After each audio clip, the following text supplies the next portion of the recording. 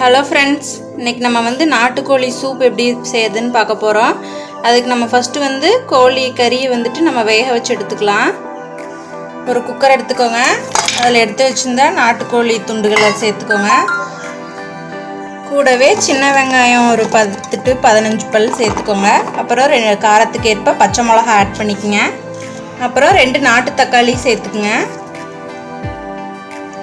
அதுக்கப்புறம் மல்லித்தூளும் சீரகம் சோம்பு இதெல்லாம் சேர்த்து ஒரு தூளாக அரைச்சி வச்சுருக்கேன். அதில் 2 ஸ்பூன் ஆட் பண்ணிக்கங்க.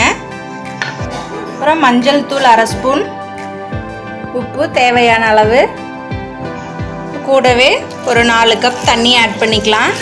தண்ணி ஆட் பண்ணிவிட்டு இதை குக்கர் விசில் போட்டுவிட்டு நம்ம ஒரு 6 விசில் வர வரைக்கும் வேக வச்சு எடுத்துக்குவோம். நல்லா நாட்டுக்கோழினால் கொஞ்சம் நேரம் நல்லா சேர்த்து வேக வச்சாதான் நமக்கு நல்லா டேஸ்ட் கிடைக்கும்.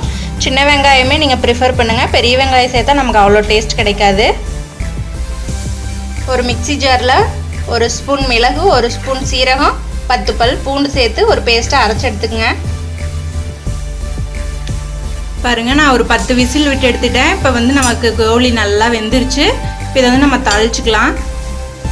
ஒரு பேனில் ஆயில் சூடானதும் இந்த பிரியாணி இலை, சீரகம், ஏலக்காய், பட்டை, கிராம்பு, இந்த மராட்டி மொக்கு, சாதிப்பத்திரி எல்லாமே போட்டு தாளிச்சுக்குங்க.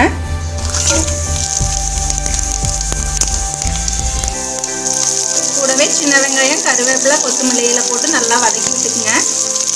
பாருங்கள், வெங்காயமெல்லாம் நல்லா வதங்கினதும் நம்ம அரைச்சி வச்சுருக்கிற சீரகம், மிளகு, பூண்டு பேஸ்ட்டு சேர்த்து நல்லா வதக்கிக்குங்க.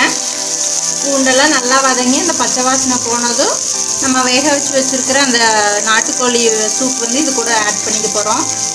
பாருங்கள், இப்போ நம்ம அதை வேக வச்சுருந்த நாட்டுக்கோழியும் அந்த தண்ணியும் நம்ம இது கூட ஆட் பண்ணியாச்சு. இப்போ இது ஒரு கொதி வர வரைக்கும் வெயிட் பண்ணலாம். பாருங்கள், சூப் நமக்கு நல்லா ரெடி ஆகிடுச்சு, கொதிச்சு. இப்போ இதை ஒரு கப்புக்கு மாற்றிக்கலாம். பாருங்கள், நமக்கு நாட்டுக்கோழி சூப் நல்லா சூப்பராக தயாராகிருக்கு. இதே மாதிரி நீங்களும் நாட்டுக்கோழி வச்சு இந்த மாதிரி சூப் செஞ்சு குடிச்சு பாருங்கள். ரொம்ப சுவையாக இருக்கும்.